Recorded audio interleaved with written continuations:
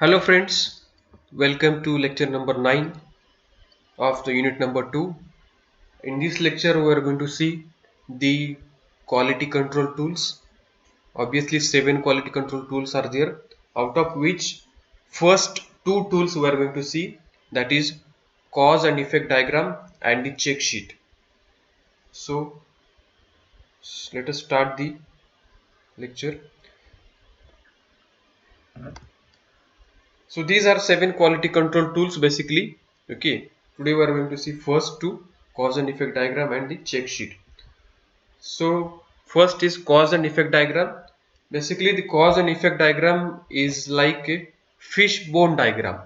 Okay, you have seen fish and its bone. Okay, there is one middle bone and there are certain phalanges, or the you can say branches of the bones are there for the main lateral bone.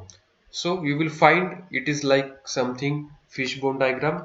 So that is why a presentation of a relationship between the effect and you can say the result also, and what are its affecting factors. So the causes. So the effects and the causes, it's a combination of two things. Okay, what result you have get from the product and why, what are the different factors or why you get that kind of result. So depends upon that this fishbone diagram is applicable or it is going to be used. Next, it is also called as fishbone diagram and it is given by the Ishikawa. Okay, one of the renowned total quality management guru, okay, from the Japan. So he has given this fishbone diagram, and this also known as cause analysis tool, okay, which is considered one of the basic 7 quality control tools. Okay, so fishbone diagram identifies many possible causes for an effect or for a problem, and it can be used to structure a brainstorming session, and it immediately sorts the ideas into the useful categories. So what are the causes behind the failure or behind the problem or whatever the you can say difficulty you have faced? So what cause is leading to that difficulty? Okay, so this is going to be covered by this cause and effect diagram. So on the right hand side, if you see the diagram, okay, on the right hand side they have given one problem statement or problem, and on left hand side there are n number of causes they have given, and the causes they have categorized into the different category. Suppose there is a problem in the problem statement problem, it is iron in a product. So what is the iron, what is the problem in the iron? So to identify that problem in the iron, you have to categorize 6 different factors or 6 different causes. So first cause is suppose measurement, materials, methods, next environment, manpower and machines. So these are the causes and that are leading to the problem statement. So this middle center line, it is the main, it is somewhat like a bone of a fish, and these lateral, these branches are there, so it is something like a fish bone. So that is why the name is given fishbone diagram by the Ishikawa. So what is the procedure which is going to be followed to carry out this analysis or this quality control?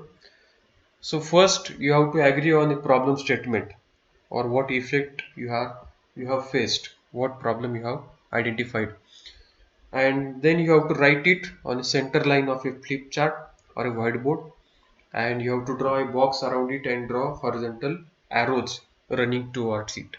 Okay, suppose if you are drawing the problem statement or a problem on the right hand side, then you have to draw all the arrows running from left to the right.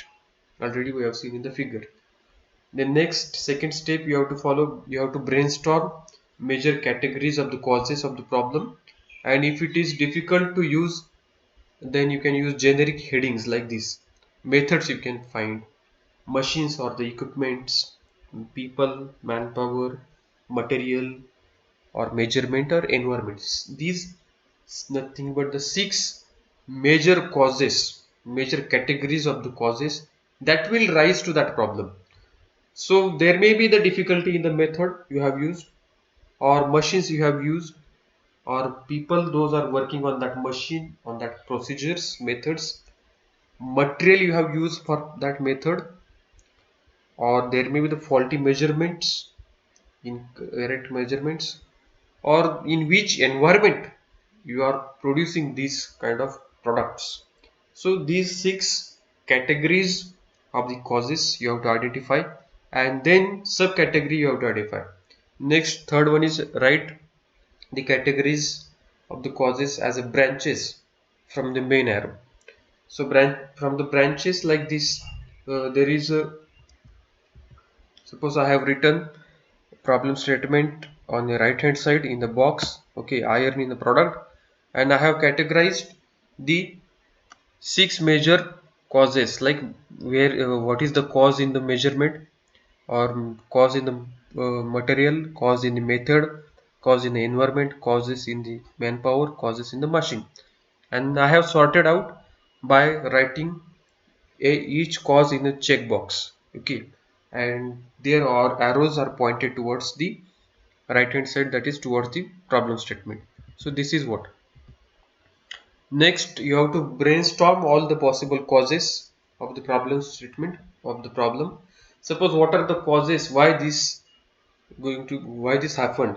Okay, so this each idea is given to the, there is one facilitator and he writes as it is as a branches from the appropriate category.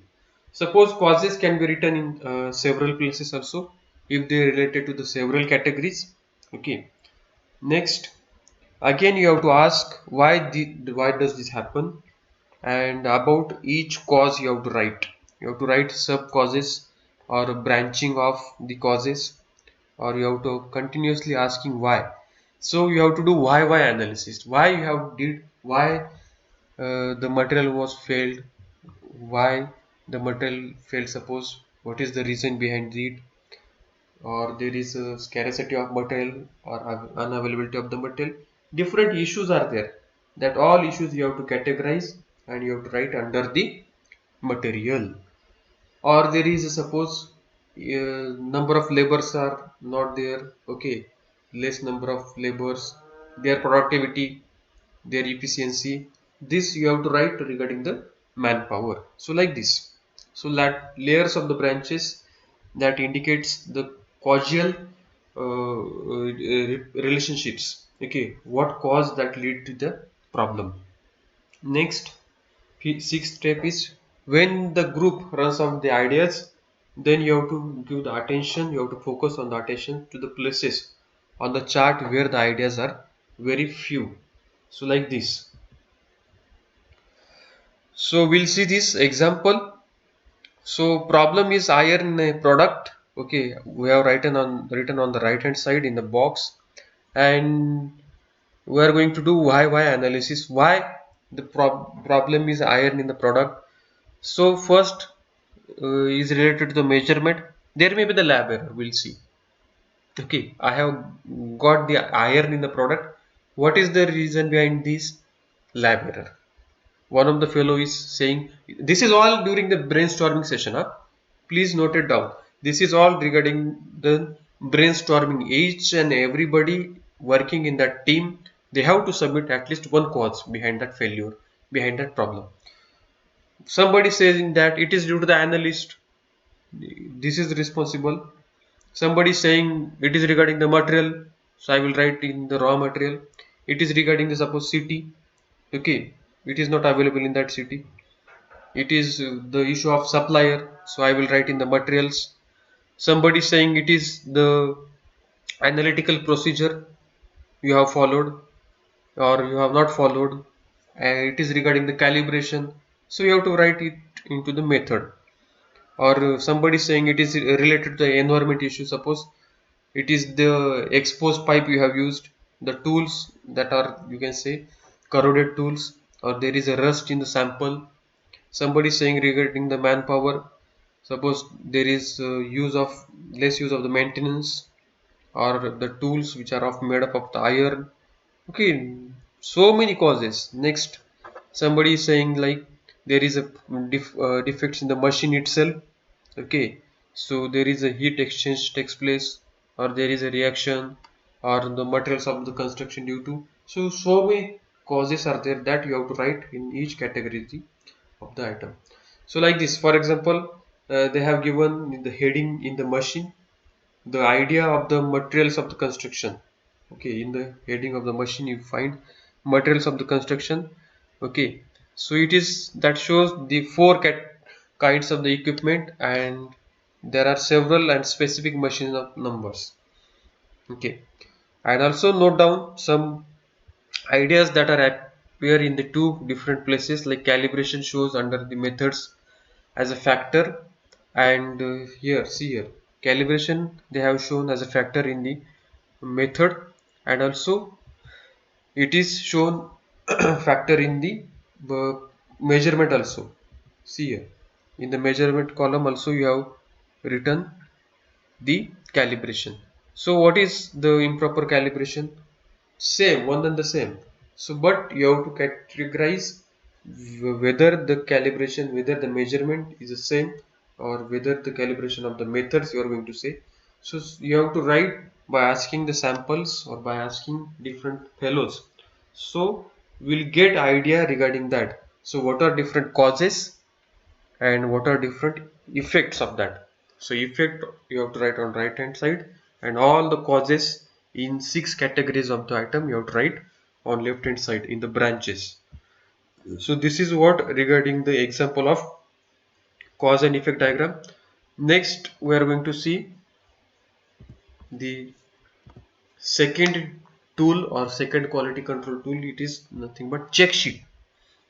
Also it is known as defect concentration diagram, where actually that defect lies. Okay, there are so many parts are there, so many components of a product are there. Basically where that defect lies, that you have to identify, or you can say it is the defect identification procedure. Okay, it is a check sheet, it is a structure, and it is prepared form for collecting and analyzing data. So by using sort of data recording, different recording tools you have to use. So it is one of the recording tool that is used for checking, okay, where actually the defect lies. So it is a generic data collection and analysis tool that can be adapted for wide variety of the purposes, and is considered as one of the 7 basic quality control tool. When collection of the data from a production processes is going to be covered, so this check sheet you have to use. When to use then? So when data can be observed and data can be collected repeatedly by the same person or at the same location also, you can say. So there is they have given one thing, the person or the location, any one of the thing that should be same, one and the same, then you can check.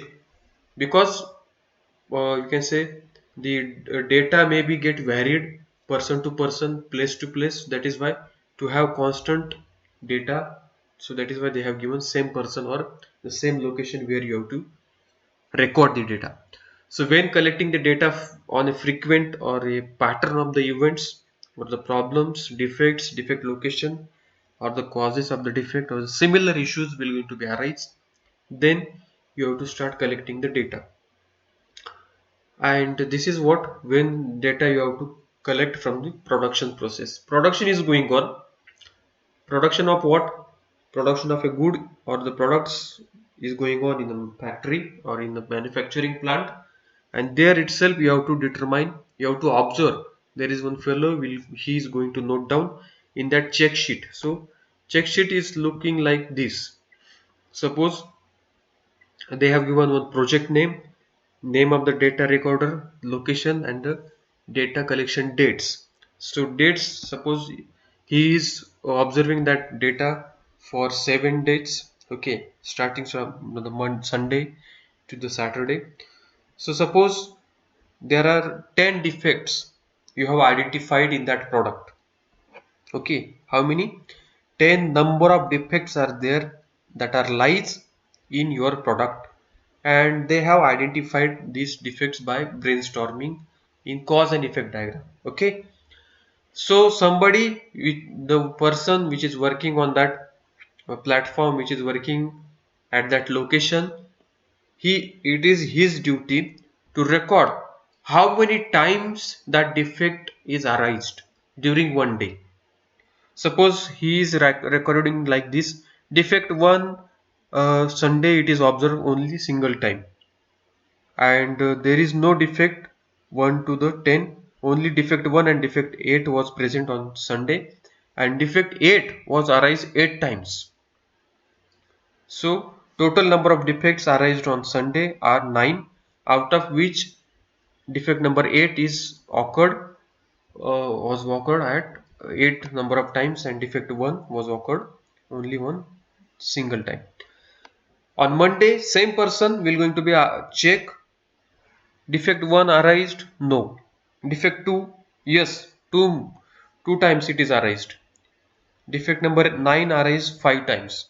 So he will write 7. Total number of defects today on Monday 7, out of which defect 9 occur 5 times, defect 2 occurs 2 times.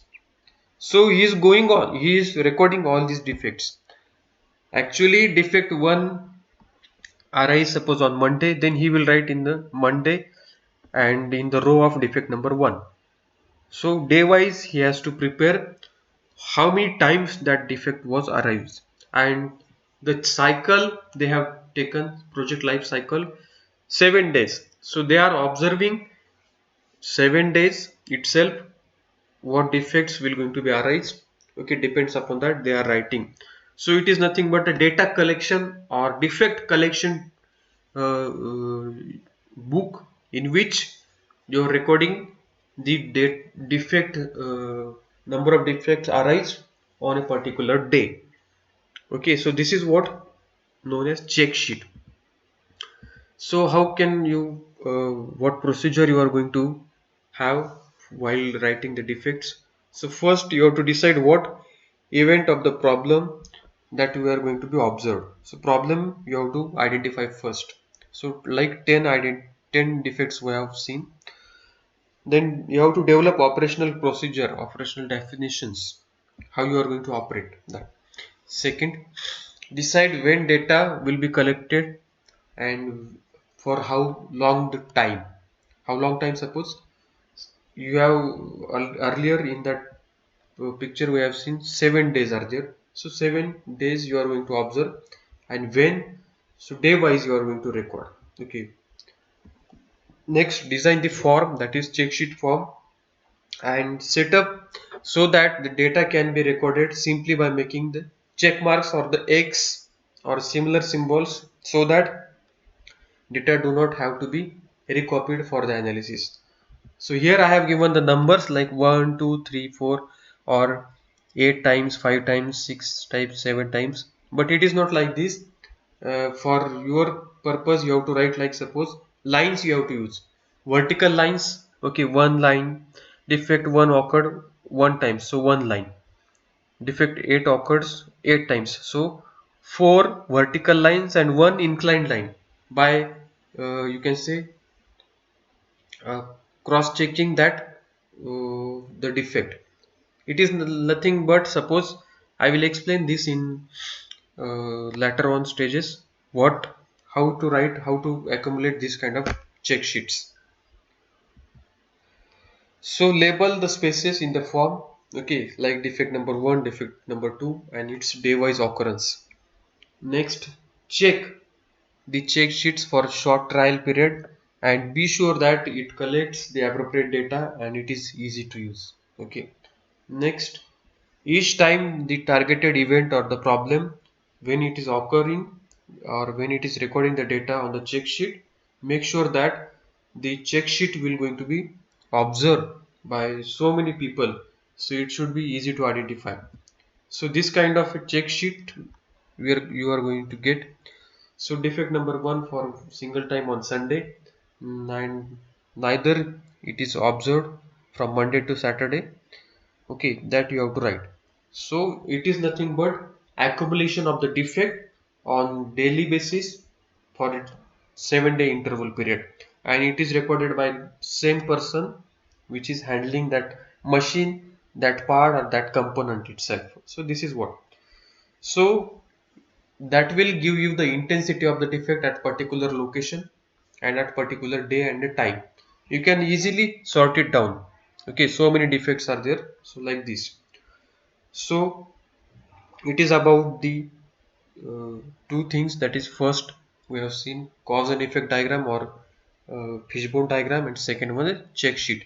Okay, in next lecture we are going to see next quality control tools. Till then, thank you.